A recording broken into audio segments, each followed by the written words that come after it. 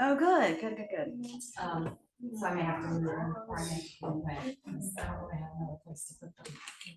But I love them. I had too much coffee. I had shakes. I don't realize it until I'm 3 cups in. I'm like, shouldn't have done that. And I'm bad for doing that at the county commissioner meeting. So then I get home and I'm wired. It's 9 o'clock. Well, they freeze me in there. And I was telling them last night, I was like, I have got to get some decaf up here because I'm freezing. And it's just like, we're talking so much. So coffee is so much nicer than water. And, but then next thing I know, I'm like running.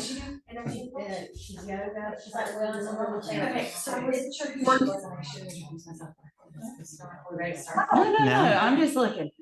Actually, I'm into the restroom. She was the last one of us to walk in. We were first.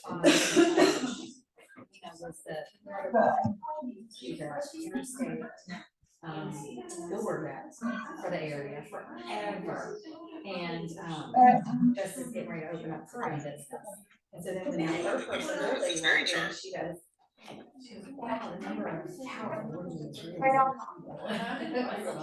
said, well, oh my God. Yeah. Nobody ever says that. It was always like, are you not? Are you good? Yeah, all the other seats met there. No, it's perfect. Treats are very convincing. Can't say. I'm setting.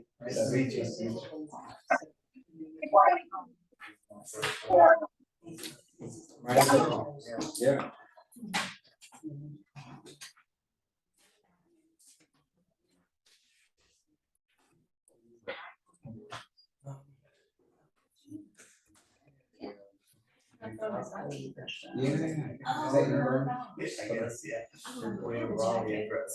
Yeah. Are you close? You good? Okay. Yeah. Okay. Yeah. Where am I? It's my car.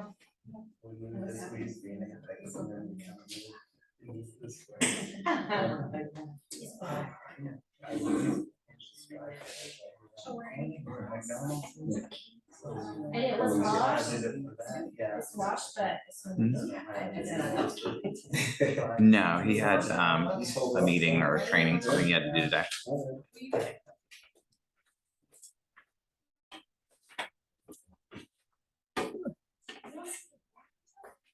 Yeah.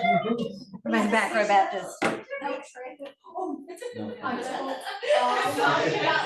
Oh, okay. I totally would have tripped. I'm making sure you get the lunches in this one. I don't like these. What is it? Peanut butter. Peanut gallery. Roberto. Okay. Switch it up. They usually start funneling in like 5 minutes after. I know that's how it's getting up just a I minute. washed my hair this morning. I come up now. First thing in real estate, all realtors are late. Everybody's late. Not all of them. Cindy's not. She's an early bird. And Lauren both. No, I had to text her this morning and say, hey. I think I was here at 8:30. Oh, I saw your car when I pulled in. Yeah. I figure you just stayed here last night. Yeah. I might have to stand. Go for it. Yeah. Hi. Yeah.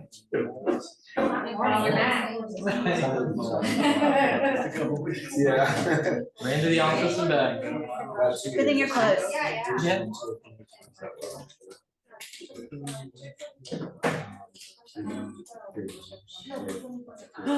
April, are you ready for fall? Tomorrow. I just don't see where hoodies are out. It's really hot today, so. I gotta take Dale to the doctor later, so I can't wear dresses when I have to push wheelchairs up and down ramps and stuff, so. Good, this is normal chest x-ray, he has done every 6 months. How's your mom? Really upset. Oh, man. Have a kid. She's amazing, hi. You have an excellent birthday. Watch that cord. That's your fault. You could have walked over. Lord, I was not. I was about to do the same thing. Yeah. I was so I didn't realize how much your daughter looks like. Welcome. Until I saw that birthday picture. Oh. She is a spitting image between the two of them. Like, it's insane. One minute she looks just like April, and the next minute she's just like Ryan. She is a perfect mix. Yeah. But when everybody thinks she looks like me until you put her and Brian beside each other, then it's like, wow. But Brian was the only one in the picture with her, and I saw you. Oh, well, thank you. When she dresses up, she looks like me, but when she's all There you go. natural, she looks like Brad. Blonde hair and blue eyes. But no, she's good. They had a good birthday. They have the same birthday, so just got back from Nashville celebrating them and What a gift he got. all that good stuff. Yeah, almost to the minute. They were 26 years and like 28 minutes apart. It was almost at the same time that he was born too. So that'd have been really neat. But yeah, Makes birthdays easier. I'm out. it really doesn't though, because I mean, Gotta make them both special. on Yeah. Different points in their lives and. I used to try to theme them a lot. Like we did when she turned 13, we did a king and princess and went to the Biltmore and like tried to did Segway tours and stuff. And then we did a New York themed one, which was like planes, trains, and automobiles. We took a plane, we took a train to New Jersey, and then we rented a car. We were gonna go to DC. And that's when you discovered you don't like trains. I've never liked trains. Does You guys anybody? All right, well, I guess we can go ahead and get started. I know we'll probably have some more start trickling in, but so thank y'all for coming. For those who don't know, this is Joe Castellano. He's one of our favorite lenders right here with Fairway, and he's been in the business how long now? 6.5 years. So perfect timing to have seen like what it looked like coming out of the recession. For those that don't know, I've been in 16 years. So I got my license right before the recession happened. Good news, it was nothing like this. This is different. Nobody panic. This is different, but that's what we're going to talk about a little bit today. And Timothy, you've been in how long? Right at 5 years. 5 years. So y'all got to see kind of what the other side of the recession looks like and how we've kind of rebuilt since then. So I just kind of wanted to talk through how things are different, what you're seeing on the buyer side, what we're seeing, and this is a mastermind. So this is meant for y'all to talk up, talk out. But what we're seeing is the buyer demand is there, but there is no sense of urgency whatsoever. It's kind of like, we want to go look. But, you know, before where it was kind of like, we got them in the house, let's write an offer before they have multiple offers. Now, you know, they're writing an offer 4 days after they saw it, if then, and then, well, we might change our mind. Well, let's go keep looking. And for those that have not been in the business a long time, it is our job to guide them and keep them focused, because buyers can squirrel real fast and just kind of lose their initiative, for lack of a better word. So it's our job to keep the initiative up, because the first people they're going to get mad at, just like on the flip side, our sellers are mad at us right now, but they're mad because they missed it and they know they missed it. And so we have to educate our buyers on what they may be missing out on as well. So talk a little bit about what rates are doing right now, what you have been seeing with buyers, and how those have changed, how those things have changed, and how we as agents can help get them back on board. Sure. So rates are going up.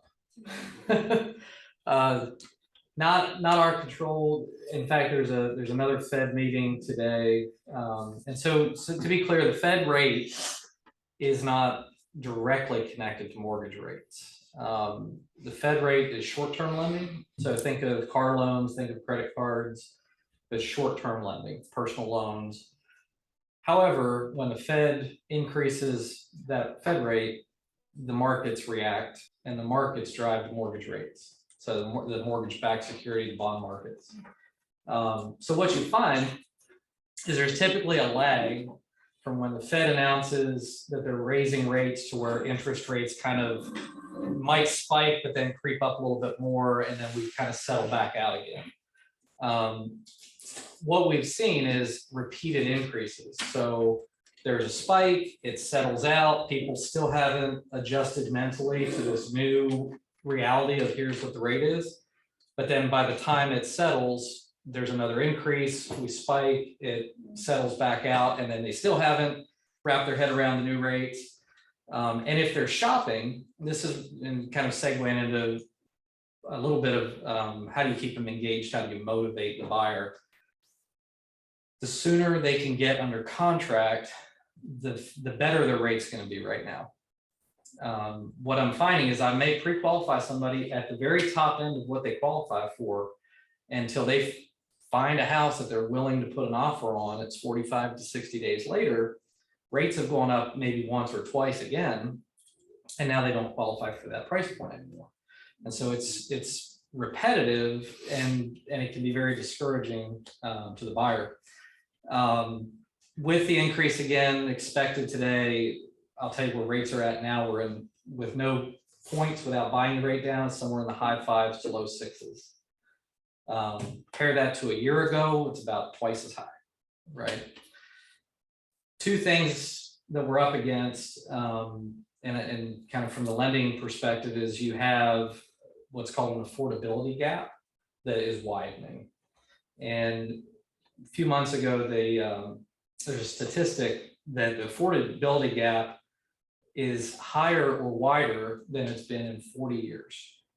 So that's not good news, right? I'm going to dump all the bad stuff out here first. Well, so for the record, to reflect back, as soon as he told me that statistic, I was like, 40 years ago, that was in 1980 when I was born, that the rates were 18 or 20%. And so what you have is you have a buyer that may qualify for 300,000, but the house that was 300,000 last year is now 360 or 370. And so they're looking and saying, but my friend just bought a house last year and they got this nice farmhouse style, and you're telling me I have to get this is what I afford. And so again, another negative thought that's gone through the buyer's mind. And then their next thought is, so we'll just wait. We'll just wait. Yeah. Tell the buyers that last year that waited. They're really hating for saying, we'll just wait till things calm down. And so the way I'm approaching that, that waiting mentality, is there's very little suspicion that home values are going to drop. They're leveling, they're cooling, right? They're not correcting necessarily, but we're kind of plateauing a little bit. We're not seeing that your house is worth 25% more this month than it was last month. So without a decrease in home value, maybe we'll start to see that 5% equity growth year over year, which is healthy, right? It's fair to say that next year the house you're looking at today will probably be worth more and cost more to buy. There's no benefit in waiting, especially if rates go up, because if you can afford the house today, if rates go up another 0.5% and the house goes up a little bit more next year, now you can't afford that house. So I know it's cliche, and I'm sure everybody in this room has heard date the rate, marry the house. Get in the house, and I'm preaching this to my clients, is get the house. Next year, if you don't buy the house this year, you lose that equity growth. You lose that opportunity to build wealth for yourself. Is it a slight expense? Absolutely. You're paying 5.875 on an interest rate. Nobody last year was paying that.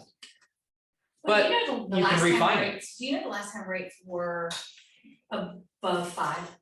Before COVID. I can't remember how long it's been. I feel like it's been longer than that though. If you go back 4 to 5 years, we were in a very similar, maybe right now it's a little worse than it was then, but we were very similar in rates. Yeah, because I bought in 2018 and my rate was 5.125. Yeah. And you could still today pay a discount point or pay a fraction of a point and get into the low 5s, right? So for the longest time, like we said, it's not worth paying points because your return on investment was so minimal. You were going from 3.25 to 2.99. You were saving $27 a month on your payment. Like, why pay a point for that? Now it makes sense again, right? Well, and I want you to explain that because we do have several new agents in the office, and we all read about discount points and buying down the rates, and it's like that never happened. And so now that is coming back, when I bought my first house, it was called the AmeriDream program, but it was a similar thing. My closing costs were paid, and then my rate changed for the following 3 years. And the thought process behind that is, you will be making more money next year. You know, hopefully you've gotten a raise. When your rate goes up, your income will have gone up as well. So can you kind of talk them through what a rate buy down looks like? Because a lot of buyers are offering, I mean, a lot of builders, sellers are offering that, and a lot of lenders are offering that right now, which will make a big difference. So there's two types of buy downs. There's a permanent rate buy down, which means for the term of the loan, 15, 20, 25, 30 years, you've bought your rate down, it's going to stay at that lower rate for the term of the loan. That's the most common that we've seen, where the buyer can pay to buy the rate down. Can you give a specific number? Yeah, so it varies a little bit on rate program, but typically paying one discount point, which one discount point is equal to 1% of the loan amount, not the purchase price, but the loan amount. So you're selling, let's say you're selling a $400,000 house, they're putting 20% down, your loan amount's 340. What did I say, 400? So Yes. 320. Mhm. So they're gonna pay $3,200 to buy the rate down. And then I talked to them about the return on investment, the break even, how many years, does it make sense? You can be in the house that long. Typically the break even's somewhere between 3 to 5 years. So they'll have recouped their $3,200 in monthly savings. After that time period, now they're just saving money. Is that for the full term? Full term. 1% discount? Yeah, Okay. full term. And so you may drop your rate 0.5%, right? So if you're at 5.75 down to 5.25, that puts us back to where rates were, a few months ago, and keeps us still in the game, because that's going to impact their ability to qualify for a higher purchase price. I was getting ready to say that. And can you give us an idea of bringing that rate down, that 0.5 point on that 300 and I don't mean to quiz you, but on that $340,000 loan, what would that save them per month? Let me tell you, I'll give you more specific. Let's see. So we'll say 320, 5.75. So 320 at 5.75 would be $1,867 a month, principal and interest. That's before taxes and escrow, right? So 1867, but if you take the rate to 5.25, you're at 1767. Okay. So $100 a month, and so $100 a month. Just to put this into perspective, for every $1,000 in purchase price, it's going to impact your monthly payment about $7. So if I were to save you $100 a month, I increased your buying power by $15,000 to $20,000. And that costs 0.5% of the loan, Mhm. so $1,500. Well, no, that's that'd be like That's 1 point. That'd be So- better. So, and here's something that I think is interesting too. I feel like, you guys correct me if you're wrong, but I feel like buyers do have more money now Mhm. than they did 10 years ago. Because of it, especially in the last few years, they all know they're gonna have to have that big due diligence. And I don't feel like they're gonna have to have that big due diligence as big and moving forward. So maybe we can use that as, and what do you have that you'll plan to put down? Why don't we put that in a different, allocate that in a different way? Mhm. Just a thought, because And that's the key, because years instead ago, of nobody had any money. I did USDA loans like they were nobody's business. Well, and that's what I kind of wanted to allude to again. I'm glad there's a lot of new agents in the office. Tracy and I both went through the recession together. And so I remember I was literally telling the builder this because I had lunch with them last week. I blamed the recession on this one couple. So it was my last parade house in Broadmoor West. It was 2008. I won't ever forget. We had it under contract. Back then, you just did earnest money. Due diligence was not even a thing. It was just earnest money. And guess what? If they couldn't get their loan, they got it back. So a $400,000 house, which was a big deal back then, brand new. It was my parade home. It was gold winning. It was amazing. So we, as soon as the parade is over, we put it under contract during the parade. They had $1,000 in earnest money up for grabs. They went out, they were financing 102% of this $400,000 house. Then they went out and bought a car. So guess what? They can no longer qualify for their loan. So they got their $1,000 in earnest money back. And I got to sit on a gold winning parade home for 3 years. 3 years. And it was those people that I literally blamed the recession on. Because, not to be funny, but they're the ones that is what everybody was doing. Like Tracy said, we were slinging USDA loans. We had to wait weeks to close USDA loans because everybody was using them. My First first, houses on contract for $100 and $200 down payment. yeah, Mhm. and my first contract, when I bought my house at 20, I did a buy down program, like I said, called the Ameridream. I ended up financing, it was a $99,000 house. I ended up financing 106. When I sold it 4 years later, I still owed 102 on it. And, you know, so that's what people were doing. They were over committing. And then when the market changed just a little bit, it made everybody jump ship like the Titanic. That's not what we have here. These values are going to have to go down 30% before somebody is upside down. Most of these people have been putting, you know, 25, A, the property values were going up 25% per year, but then B, people were putting down 10, 20, 30% of their mortgage. So it's going to take a lot for them to be upside down. And the other thing that happened in 2008 was the media. I was telling him we met earlier. I remember when Obama said, we're in a housing crisis. I was like, well, we weren't until you just said that. But it's just like, if you read the media story, and I had somebody hit me up about it this weekend. Well, you know, if you found one of them foreclosure deals, I hear foreclosures are up 400%.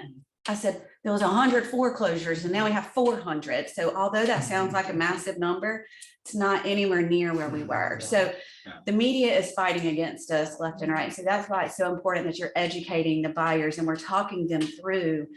Stop waiting for the housing market to crash, because it's not the same. The buyers are not the same.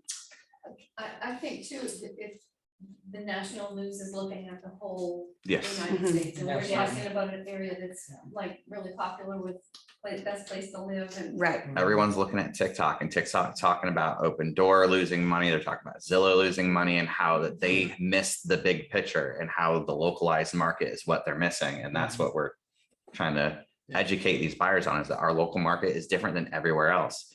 And like you said, 30%. You can't come in and offer $100,000 under asking and think that you're going to get the house. You might be able to ask for closing costs. Mhm. You might be able to come down a little bit on stuff that's been sitting, but the bubble has not popped. There's no bubble. Not only that, but you got to take into consideration, you know, what the builders paid for the land. Lot costs have been, you know, high for years. What they had to pay to build these houses. You know I talk a lot about new construction, but at the end of that, you know, everybody's like, oh, well, these builders, I had a crazy investor offer $140,000 low on one of our new construction listings. I was like, the builder could literally rent it right now. I mean, like our housing market was changed substantially in the past couple of years because of all these investment companies that have come on. They were paying cash and turning around and renting the houses for way above market value. And that's not going to change either, because the people are still moving in. So again, we're having to talk them through, do you want to hit this market now while it's still okay? Or do you want to rent and wait for the rents to go sky high, which that's what's going to happen when it corrects. And so the buy downs, we've reintroduced this concept.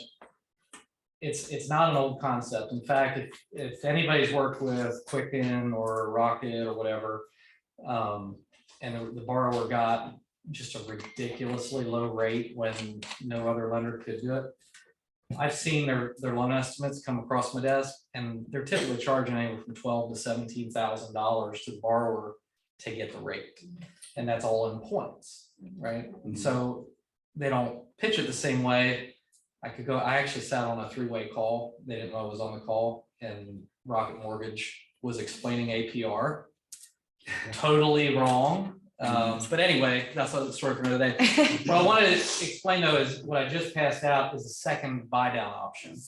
And this is something that really wasn't popular at all, even up until like maybe 3-4 months ago. And it's really come back around, is what's called a temporary buy down, or a 2-1 buy down.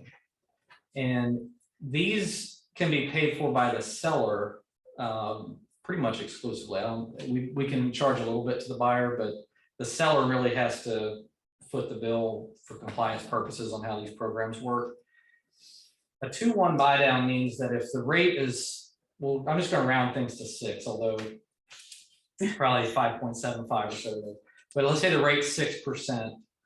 Then for the first year, the buyer would have a 4% interest rate. The second year, they would have a 5% interest rate, and then they would go to 6% ongoing. So we're talking now 24 months out.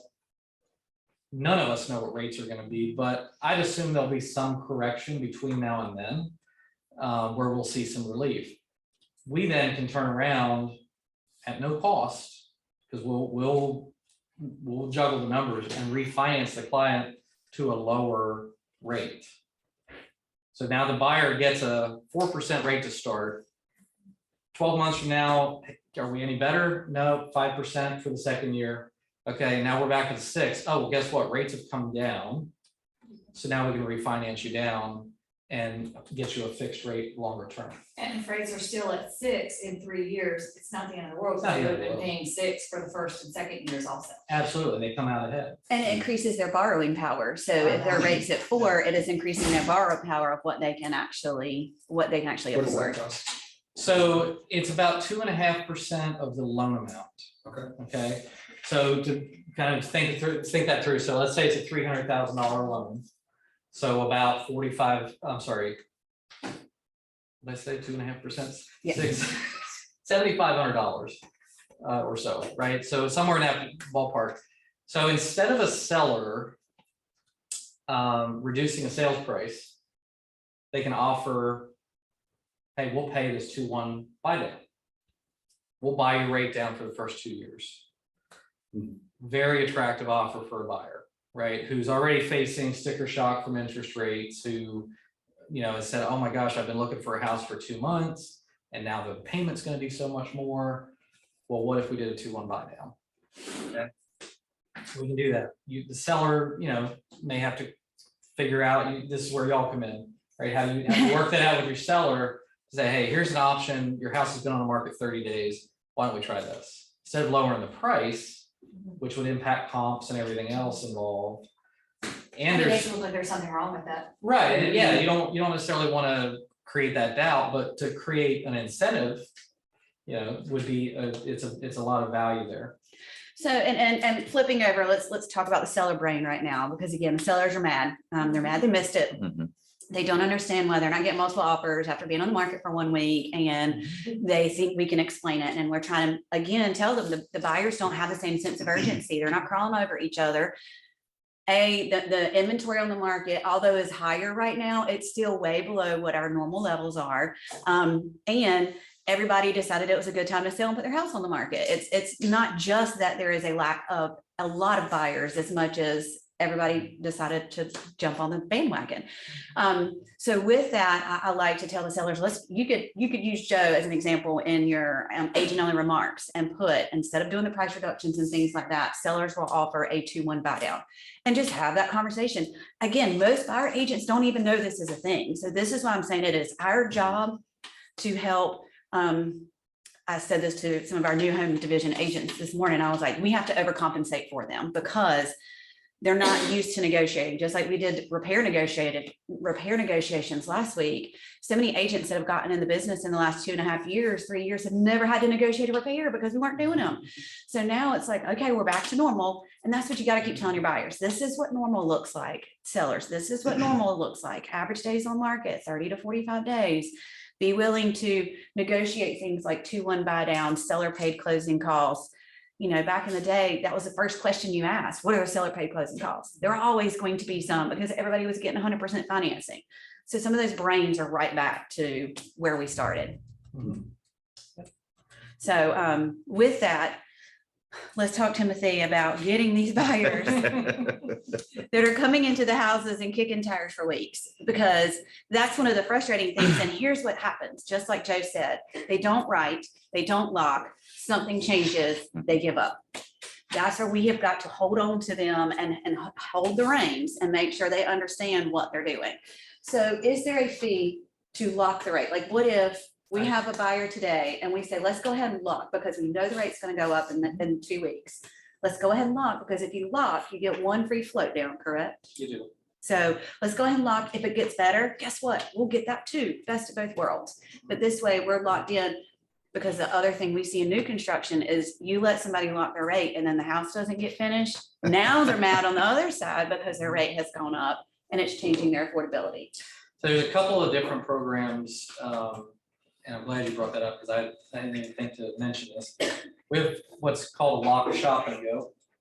So they can lock the rate for 60 days. and that creates that urgency, right? Now you're locked. Find a house, you gotta Clock is ticking. close, you gotta close in 60 days. So you got really 30 days or so to find a house, and then you got the 30-day contract to close or 3-week contract to close. Lock, shop, and go costs nothing. We lock it. The file is a TBD file, so to be determined address. Once we get the property address, we kick it in the system. We finalize the lock. If for some reason the rate goes down, it has to go down at least 0.25%. You may have to go from 5.75 to 5.5, and we can float them down to that 5.5 or lower, right? But they're protected. Rate's not going to go any higher. So that's a great option for a buyer. Go ahead. What happens if they don't find a property in that 30 days or, right? I mean, Yeah. because I'll be honest, if you're still in that 250 price range, we're still seeing multiples, we're still seeing competition, and so. Was it closed in 60 days or finding in 60 days? No, it's closing in 60 days, so you pretty much have to find the home in 30 days. Well, you technically, I think I may have misstated that. You technically have an extra 30 days after. So if you So you have to have the address in 60 days, and then you gotta close in 30 days, okay, great. yeah, she may have 3 months. That's a lot more. It's a little longer. We have to be able to put in an address and solidify the lock in our system, and then it's good for another 30 days. Got it, okay. The other program on new construction, we do extended locks. So extended locks are at a premium. So unlike the lock, shop, and go, which is more, it's expected that you're going to close a little faster. If we're doing a 6, 9 months, 1 year lock, I can lock for a year, you're not going to get the 30-day lock. It's buffered. Okay, it's going to be a 3/8 or a 0.5% higher rate if you're going a full year out, and there's a cost associated with that. It's a deposit for Fairway to go to the market, say we want to buy this bond for this rate, and we're going to hold it, and it's got a property address attached to it, so it can't be reused. It's the way this works, right? Which is way more than buyer ever needs to know. Yeah. Don't So try to y'all- explain this to a yeah. buyer. So y'all know, we have this note, well, they have to put a deposit for us to go do that for a year or 9 months, because if 7 months from now, rates go way down, and then we can float them down, but it's gonna float down on that extended lock grid. So they're never gonna get the true best rate. I'm very transparent with clients, let them know that, like, rates go to 2%, you might get 2.75, right? Not gonna go the whole way down. But they say, hey, Joe, thanks for putting in all those hours and weekends and nights. But we found Billy Bob down here who can get us the 2% rate. So we're just gonna go over there and close it out for the last 30 days. They would lose their deposit. So we have to be able to retain that. What's the deposit? 1% of the loan amount.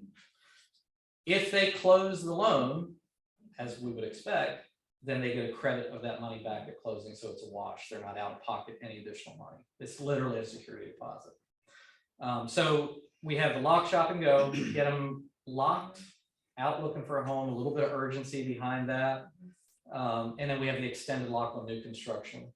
And extended lock, I'll tell you, if I'm doing a 6-month lock, I'm probably going to want to, I've already heard that the projected closing is 4 months from now, because I'm going to try to buffer 60 days so that they don't have extension costs. If we get a hurricane or there's a supply shortage again, or whatever the delay is.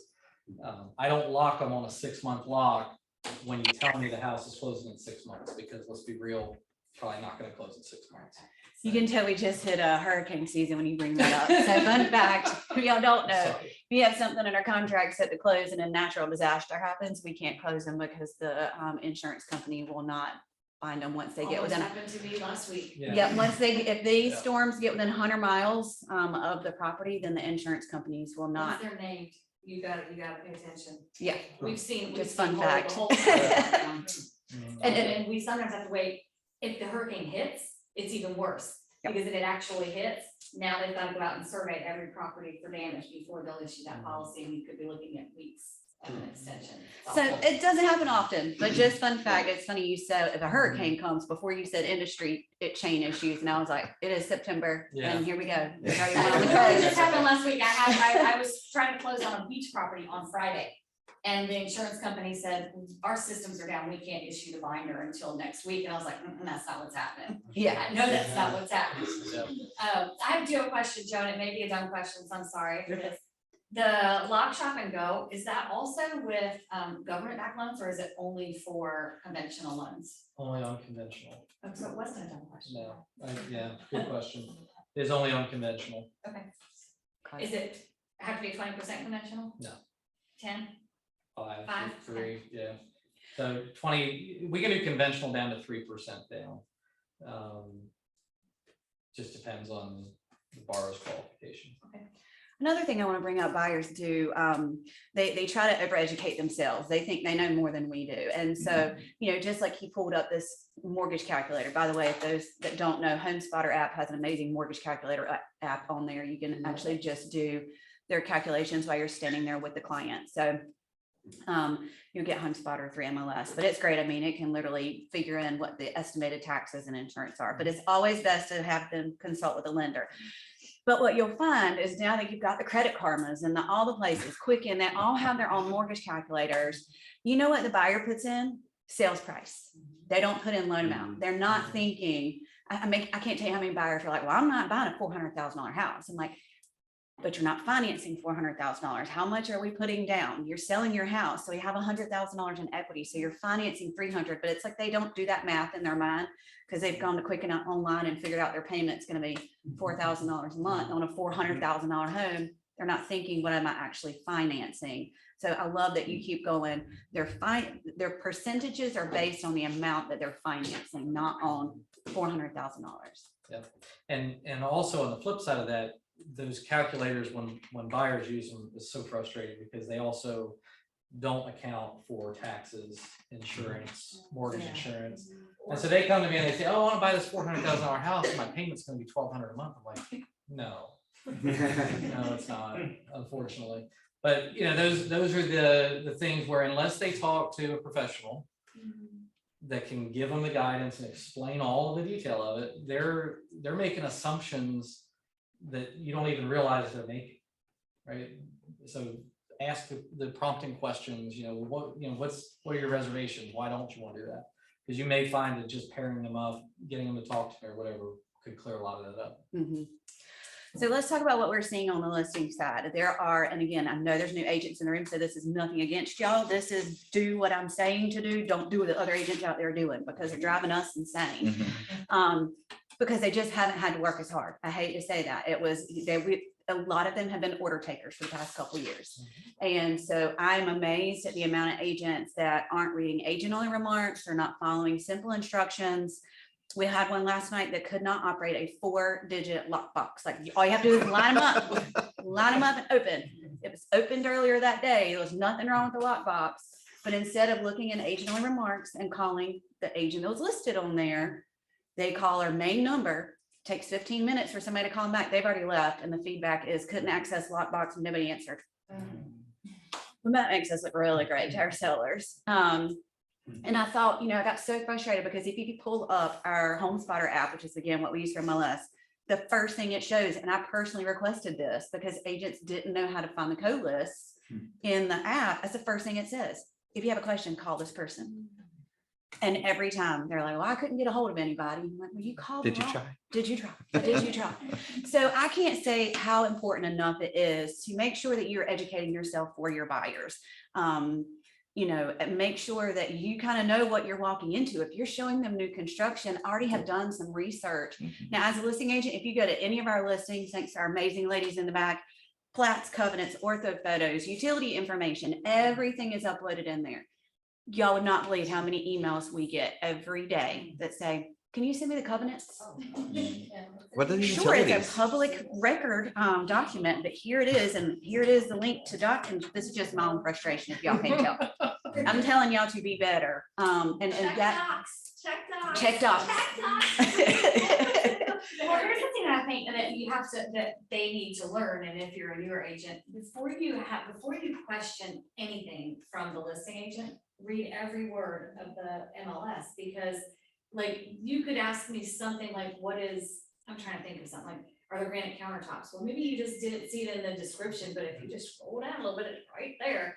And so there's a lot of times, like, if you see something off that maybe you didn't catch the first time you glanced at it, but like, an example, how old is the roof? It looks like it's kind of old. Well, you know, let me just look in here and see if they did put it in here, because whatever, so because they didn't have the RPD on there. Yeah, I can tell you too, though, not everybody is like April. Not everybody puts the information in, right? But save the frustration and make sure that you have looked everywhere you know how before asking the other Yes. side. Because when you ask them something that is glaringly obvious right in front of you, now they don't have faith in you. And it's gonna be a different transaction than if you come to the table knowing knowing you don't have access to the answer before you ask the question. Not only that, but you're giving yourself and your buyer time to be hesitant. If you're sitting there like, can we have a fence? How many pets can we have out here? You know, this, that, and the other, and you haven't checked or haven't done that homework. If you do call the listing agent, it takes the listing agent a day to get back to you. Guess what? That buyer is no longer hot. That buyer has had time to change his mind. He's had time to talk to somebody else who got a rate at 3%, so they're just going to wait another year. They've had time to go look at a lease. You cannot give them time. You have to hit them when they're hot and ready. And that is the biggest mistake we are seeing of other agents in our new construction, is they let their buyers tire kick because they wait a day, 2 days to get back to you. And, you know, I had a situation last week. I wrote a full price cash offer contract on for one of my buyers. And I called the listing agent and I said, do you have any other offers? Nope. I said, okay, great. Well, I'm sending you a full price cash. We can close whenever. So she sends back, they're like, really want to close in 21 days. It took her a day to respond. And she was also one of those that like, don't call me, only send offers to this email address. And you're just trying to hunt down a person. Anyway. So I said, well, how long do you think it's going to be for your seller to make a decision? Well, he typically waits to see if we're going to get multiples. So they went the whole weekend, ended up with one other offer. Guess who they came back to yesterday morning? And I'm like, we're done. We've already moved on. Sorry. You had a hot and ready, perfect offer in your hand, and you just lost it because the seller wanted to drag his feet and be greedy. And that's what I'm saying. You can't let your sellers be in that mindset anymore. Yeah, we're not there. Changing the mindset of the seller is a very hard thing to do too. I had one that I had to unfortunately terminate yesterday because she went on the market right when it all started, right around Mother's Day. Yeah. We went under contract. I was gonna say, We yeah. were $20,000 over asking. The investor 2 weeks later canceled the contract. We went back on the market. Showings galore. I had 30 plus people in the house every week. But the feedback was awful. That people were getting picky. They didn't like the backyard. They didn't like the house. They didn't like the paint that was outdated. Everything changed in that moment when those interest rates went up. And we lost that offer. We lost all negotiating power. And our offers that started coming in were $100,000 under asking. And nobody could tell me why.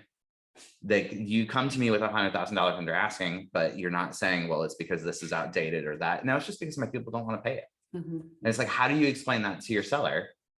And there's really no way to explain it because you're asking, why are you coming in low? And then you can't explain to me why you're coming in low. Well, I think too, So. I know me as a listing agent, I've been in the mindset of what's my range? And I'm gonna list it at the top of the range, whether I think I can get it or not, and maybe even a little above that range, but we can't be that way anymore either, Mhm. because I'm getting ready to list one now that they listed it in May with somebody else. Second agent is always the best, but FYI. Y'all I just- should have been the first agent, Yeah. and they chose, it's a long story, but I'm very happy to be winning, I just gotta sell it. But they had listed at $650, and I had the pleasure of telling them it's worth about $575 now. And that's what we're gonna be going in at, but they need to sell this house, they've got someplace lined up to go, and they don't have a choice, and so we can't be greedy, this isn't the time for us to be greedy. Could you maybe get $599? Maybe, but you have to sell this house, you don't hold the cards right now, so. Strategic pricing is everything right It now. really is, and it's again, like you said, it's a mind shift, we've all been in that, well, let's see what happens, because it worked 90%, 99% of the time. You threw a dart and you listed it where you felt like it and you got it, and sometimes you got even more than that. But we're not there, no matter what. I don't even think on the 250s we're there anymore. Make us a good clean offer, and for long. Yep, the one I made was a low 200s offer. And so that's the good thing though, for the buyers. That's another conversation we need to be having with them is, Joe just pre-qualified somebody for me.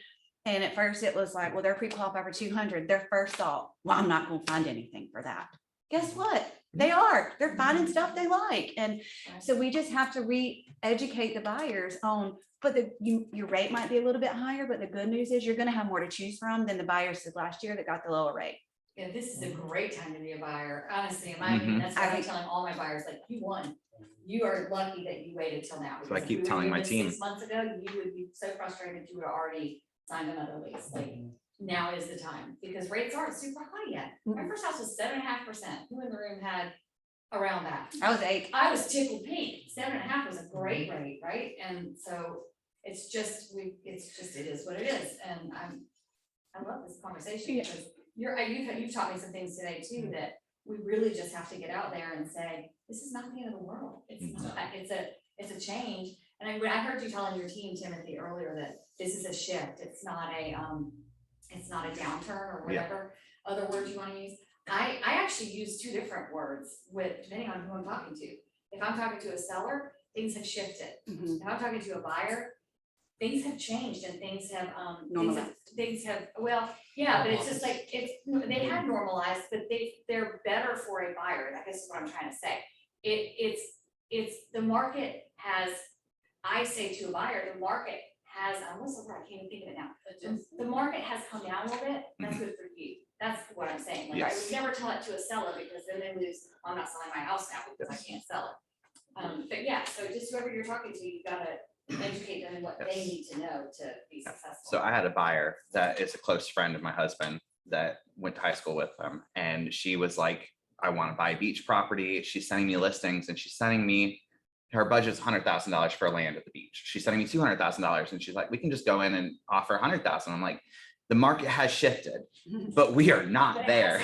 Yeah. To be frank, for someone to sell their land for that much, they would need to be stupid and desperate. Yeah. And we're not there. No. There is equity, like we were saying. There's still room here. And a lot of people need to hold. This is not the time for you to sell. This may not be the time for everybody. And that's okay to have those conversations. But maybe it's still time for you to buy. Maybe they should just rent out your house and hold on to it for now a couple of years or something, but you could still purchase something else. So it's the buyer's time to shine. Well, and a lot of times, and unfortunately, we've talked about this a lot, but the builders did some of this to themselves. I mean, once the first builder cut, the rest of them followed suit. And I was like, y'all created this mess, and we've had buyers in the past couple of weeks say, well, we're just going to wait and let them do another price drop. And it's kind of like, we just did a price drop. And if you saw, we put 3 under contract in this neighborhood. So if you really want the house that you want, you probably need to go ahead and make a move, because again, there's only so low the builder can drop it before he's just going to rent it. And it doesn't make sense for him. I mean, he's not going to lose money on it. I mean, so again, that's kind of a listen, I want you to get the best deal and, as my buyer, but at the end of the day, you can wait for it to drop, but then the rates are going up at the same rate. So what are we actually winning here? Do you want to pay more interest or do you want to have more equity? I mean, interest is money down the drain, no offense. No. I know that's how you make a living, but interest is money down the drain. Equity is something that you hold on to. Yep. April, not to directly with you, but I feel like I'm more so on the listing side, and it doesn't really matter. Well, this is one small perspective, but it doesn't really matter in the listings that I'm taking to educate the seller on every single thing that's happening. They don't hear, and we tend to overtalk anyways, right? Because everything. So We're in sales. yeah. So it's one-liners that do it, and so I'm almost looking for the one-liners. So like as an example, it's in the listing side. We just moved here from Arizona a month ago. So our March was after March it started declining. I think maybe we're all saying we're the top, that Arizona was the quickest correction in the country. So everything like 30 to 40% of homes started reducing, right? But the thing was inventory went from 3,000 homes to 14,000 in about 2 weeks, and so that just Wow. breaks. Yeah. So I'm wondering. Oh, so the listings were, and the listings here now are kind of the same. And you're just using the stats, and so you say, well, I understand your house went down, right? You're not going to get the money that you were going to get 2 months ago. But if you look in January, your house is worth more than it was in January of 2022. And that was true with Arizona. I mean, look at the stats here. And so they can rationalize that. And they go, okay, so I missed the boat. I missed 3-4 months, maybe 20, 30, 40,000, $50,000, but you're up $100,000 from 2 years ago. They'll sell. So what are the buyers? But what are the stats for the buyers? I want to first ask you was, you said if the buyers were buying houses, I love what you said. You said the client could only buy an okay house now, but he knows the couple that bought the same house, the same price a year ago, got this amazing house, and now you can buy check, right? So what was the downside to that couple? They overpaid. Yeah. They had a lower price, lower interest rate. Like, we have to pull the downsides out of the thing that people are only thinking costs us out of. Because one or two lines will get you to listen. I mean, realistically, My favorite one-liner. realistically, rates should have never been as low as they were, For sure. right? But they don't care about that. They don't care about Yeah. that, but it's kind of like. Call your congressman. But it is what it is, and if you were fortunate enough to have gotten to that time frame at a 2 point whatever rate, great. But there's nothing wrong with where we're at, and it is a mind shift. But what happened? There had to be a negative, even if we make it, right? What was the negative? Is they overpaid. Is there anything else that we can attribute to that? Talk about who bought 2 years ago. A year ago, yeah. They all have equity though. Is there really They a had to downside? compete. They had to compete. compete, They went yeah. 60 grand over. They Yeah. lost due diligence, Mhm. all this, Yeah. right? And that's money that we don't count. Yeah, And so, it was, yeah, one line. the will Hunger get you a Games. listing agreement. Yes. it was the Hunger Games. Yeah. And so you're playing on the JV field now instead of Right. in the Hunger Games, right? So I So know it it's a seems lot like the different. friend got a better deal, but they did it because of this, and this is the benefit now. Well, and we can't predict the future. So my two Right. one-liners, tell me why we're doing this to begin with, buyer or seller, what are we trying to accomplish? Because everybody's different. Buyer, you know, needs to be in before they start their family, or, you know, what is your motivation? Why are we doing this? And then I say, all right, well, y'all tell me when I get to the bottom. Tell me to stop. Y'all tell me to stop when I get to the bottom. Oh, stop. You missed it. No matter which way I do this, you're going to miss it. For the record, I couldn't see because you were standing. So regardless, you missed it. So here we are now. What does this mean? What does this change with what we're trying to accomplish? Right. And put it back on them to answer that question. Okay, so we missed maybe a little bit of equity, but guess what? Now we're gonna turn around and buy. So you're gonna make it up on that side, just like we were trying to tell the buyers back in the day. Well, when you go to sell, at least we know we had a very competitive house that you got. Right. So that's my little one-liner. Okay. Yeah, I like it. Because all this knowledge, I mean, I feel like it actually will set you apart not being my realtor, right? Because we talk so much Mhm. and it doesn't get you business. And so there's 1-2 lines that'll get you to do every single time. Mhm. And the urgency is not created by saying, well, we're in a normal market and it never should have happened. And point out the cons that they didn't have to experience and the benefits they do, even if they're hard to find.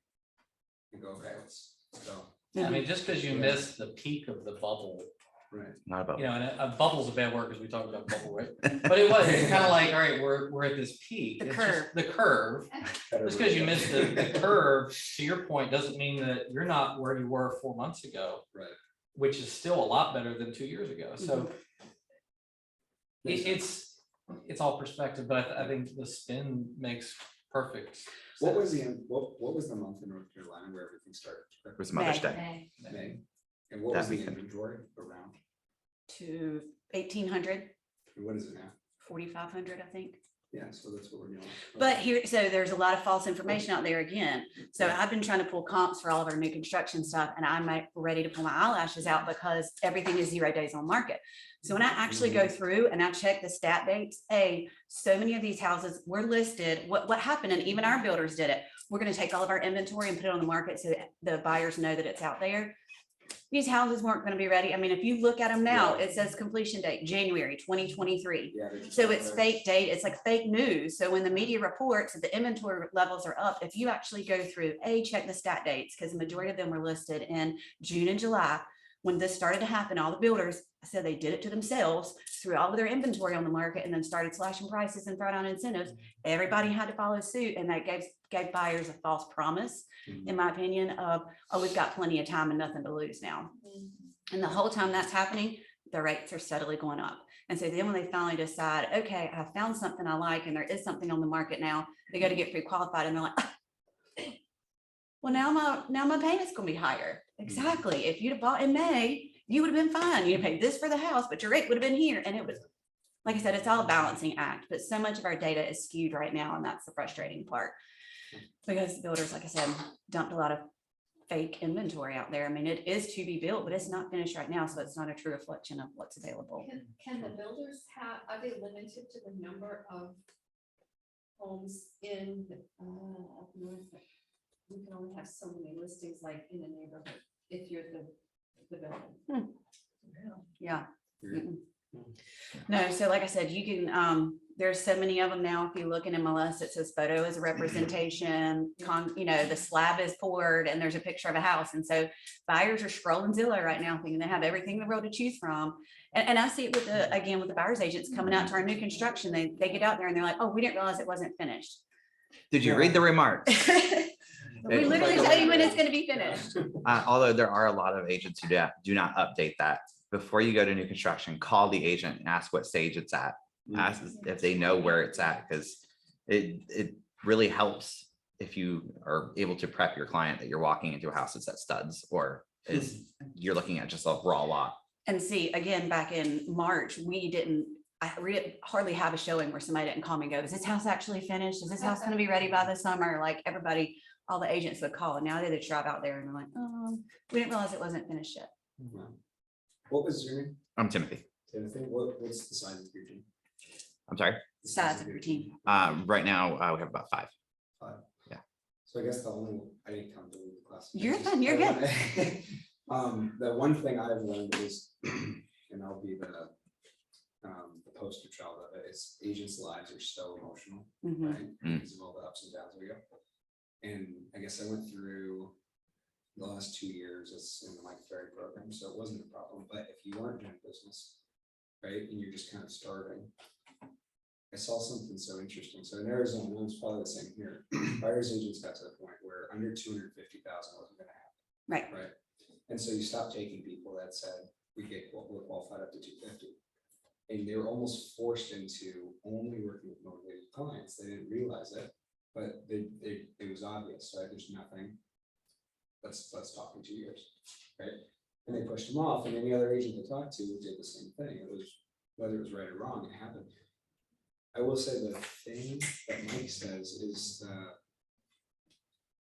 only working with motivated clients, not working with motivated clients is the biggest burnout for an agent. And so like you just said you're new, right? So if you have a buyer and they talk to Joe, and they're not qualified for anything that they can get right now, which they might not. Still gotta because take there's them. no inventory, right? They're still not qualified, even if they say, well, I have this much down and I qualify for 400,000. If that doesn't exist out there, or you say, what do you need to have? At least 2,500 square feet, and that doesn't exist, don't take the client and move on, or put them on like a drip campaign, but only work with qualified people.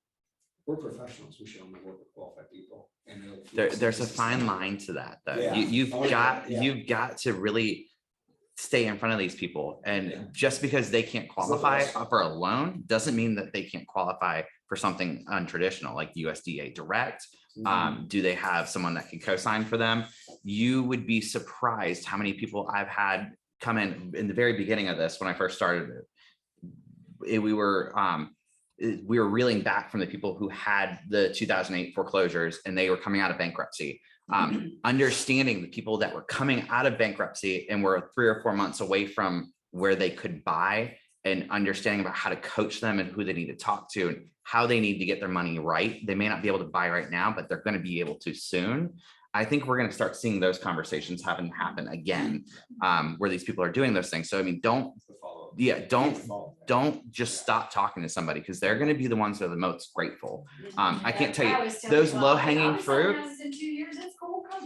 Yeah. That low hanging fruit, it may seem fun in the moment, but those are also the people that aren't grateful. They don't give you good reviews. They don't want to come to your client events. They're not appreciative of what you've done. Those people that are the first time home buyers, the people that have had to have you work to help them. They had to go through multiple lenders. You had to coach them. You had to tell them how to get credit cards. Those people are going to be your referral source. They're going to be your sphere. They're the ones that are going to build your business. So don't ever discard somebody because they came in and they want to look at $50,000 land. Yeah. $50,000 land exists. You just got to know what you're looking for and where to look. April and I both have stories of very small dollar amount buyers who nobody wanted to work with them, and we did, because that's the people we are. We will always work with you and do what we can to help you. And both of them turned into multiple sales and ended up putting a lot of money in our pocket within a very short period of time. For me, I think yours was pretty short too. Well, and you can't judge a book by its cover. No. So my first listing was an $80,000 listing from a walk-in, and nobody wanted it, and the house was a disaster. But I took it because it was a sweet couple and I just wanted to help them. Well, it wasn't about that listing. It was about the buyers that called to see this $80,000 listing. Back then, we'd all go show our own houses and things like that. So I was like, I'll meet you there. And, thinking what could, great, I might sell this one listing. Well, the buyers then said, well, we are downsizing. My husband just lost his job and we need to sell our $500,000 house in Broadmoor West. Okay. So I list that $500,000 house, as I also found the buyer for who bought that one, who then turned around and hooked me up with a developer who, it went from an $80,000 listing to $4 million worth of business in less than 2 years. So I never turn them down. But don't burn yourself out on that one person either. No. But if they need to be put on a drip campaign, you can still talk to them. Just make sure you're following up. But that's why we wanted to talk about this, because I do feel like especially newer agents all they've had is low hanging fruit. They haven't known how to nurture and guide. And I think that's why we're seeing so much of this buyer agent influx of, how did you get them to the house? And you looked at 10 houses, but you're not providing feedback. You're not getting them. They're not pre-qualified. It's like we are right back to I'll tell basics. You, one of the things that I feel like I never had to discuss was loans. I feel like loans, interest rates, that is something that you need to discuss with the lender. I don't even want to get involved in it. And now that has completely flipped, where now I need to have those conversations with you because you're freaking yourself out to the point where you wouldn't even call a lender. So you've got to talk these people off the ledge before you even start. And you've got to be in front of them. And that is a completely different thing than I've ever had to do. And I'll kind of from the lending side of that too, you get somebody that, they haven't talked to a lender. I will work with folks for years. And in fact, I've got a text here a little bit ago. I'll call him when I leave here. Guy I've been working with for about a year and a half. His credit score has gone up 200 points. In that time frame, he's gotten a promotion. And we talked about it. Rates have gone up. So he's like, well, I can see if my mom can sign. So now his mom signed. She filled out her application last night. I merged it together. And a year and a half later, he's going to qualify and buy a house. If he didn't, I would definitely just draw names here. But since he does, you and that agent are his hero. Yeah, and this, we talk about being a fan for life. Yeah. I mean, easily could have kicked him to the curb and just put him on a drip or whatever and said, hey, you know what, when you're ready, come back. But investing the time and it's good to have a good partner, because then I'm communicating back and forth with that agent all through this time frame. She's giving the same feedback. Hey, are you following up with Joe? Have you done these things? And how awesome is it that even though we're going to change market, he's going to buy a house? You get hope too, when it really wasn't. And we had to celebrate the little victories along the way. Yeah. It wasn't like overnight, but it was like every quarter we do it. I was working with a credit repair company and they were doing a soft pull and they give me an update. We'd celebrate the win and like, all right, do these next 3 things. And so we did those and like, oh, I'm just never going to get there, and just keeping them motivated. But those are there's more and more of those buyers out there now than there were a year ago. And you just said you gave them hope, and I just want to say, I feel like a lot of people, the higher dollar amount you've been buying in the last year, the more hope you have, right? But I think what I'm seeing happen is everybody now can have a hope. Like, I feel like we're back. I think that's a good thing. I think this is a very positive thing, and that's the message we need to put out is this isn't a pop, this isn't a downturn, this is, we're getting back to normal and lucky for you, because it's been hard. And that's where I take it, so. Because he's not gonna have to go in 40,000 over That's asking right. price. Right. Right? And like, He's I gonna get the house that he wants maybe for a little under. literally, yeah, I wrote an offer yesterday, and we did it, we gave a full price offer because it's a $250,000 house, it was in perfect shape. I knew they were hoping to get another offer, and they had showing that afternoon, so I said, let's keep this simple, and I haven't won it yet, but that's what I keep.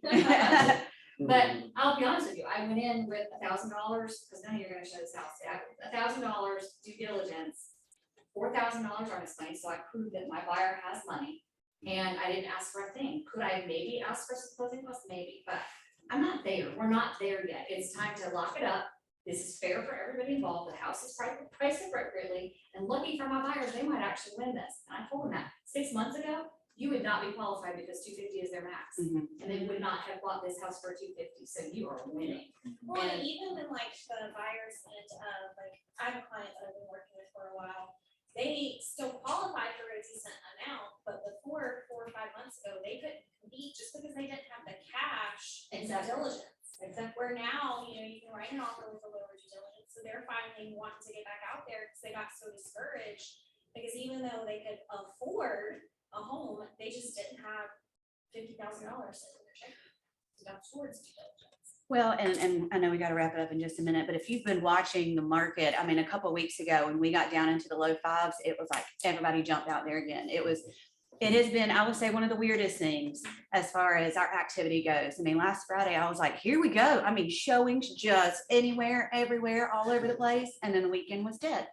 But that's what I'm saying again, that sense of urgency, the buyer agents are making the appointments and they're showing the houses, but they're not pushing them to a contract. And You that's have to be aggressive. Like you really got to be a closer. When someone has the slightest bit of interest as a buyer's agent, you have got to say, this is the right move for you. This fits all of your boxes. What is stopping you? You don't let them walk away from that house because it's going to just be harder for them as they go. You don't want to show them 36 houses. The one I wrote an offer on yesterday is the first house they saw. yes. And I literally said, don't be afraid to offer on this house. It's perfect. It's everything you told me you wanted. Like, let's do this.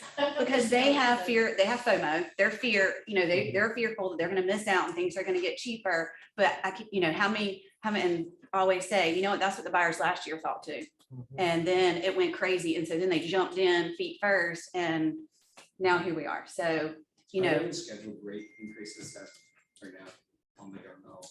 Today? today. 2:30. That's why I keep looking at my phone. We're at the top. And we're already 16 basis points worse for the day on, this is real time on the actual market, it's not fairway. Yeah. But that impacts rate pricing. I will say some of it's built in. What was it today? Oh, 1%. Now, these are, so bond pricing changes in basis points, so fractions of percentages. And that impacts our ability to offer that rate to the client. That's a lot. That's But a the lot. actual rate today, I think you said was Yeah, about 5.8. It's like, depending on the loan program, you're looking at 5.75, 5.875. And credit scores and percentages down and loan program type, those are all gonna change, what the rate is, what the rate offering is. But what most lenders are gonna advertise is 800 credit score, 20% down, conventional, 30 years. And then so you end up with, oh, they told me I could get 5.25, and it's like, yeah, but you have a 718 credit score, so you can't get that. You're only putting 5% down. But it's coaching, coaching and educating the client.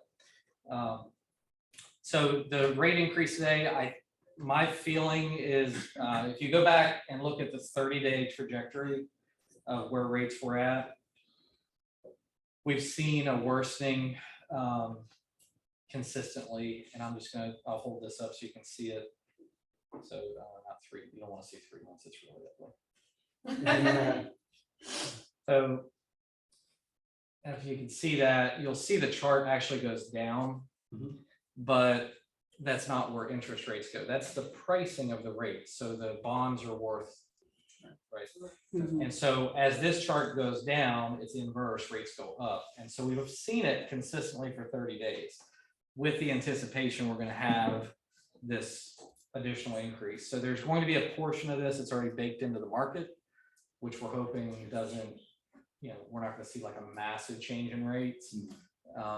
It just really depends. And when they say, when the announcement comes out, if they say, and we think we're going to do another increase, okay, well, now we're going to have an issue, right? How long does it take for that to actually hit the mortgage rate once they make that announcement? It can be anywhere from an hour to a day or two. We may see. It's all creative. You can see if there's a Yep. rate It will, increase. yeah. Yeah. Yeah.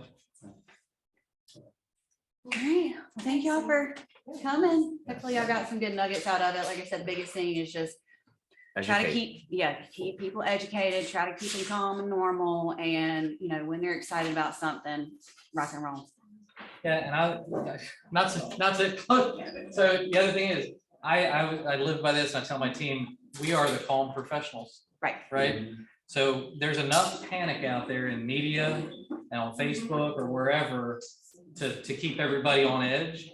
So we are the voice of reason to kind of keep everybody at ease. And Yeah, a lot of those people that are talking, I'm panicking, are looking at nationwide. They're not Yes. talking about our hyper localized market. And that's what you really want to portray, is that we're talking about our market. We're talking about where we are at, not looking It's at the real world Yeah, here. real world. Yeah.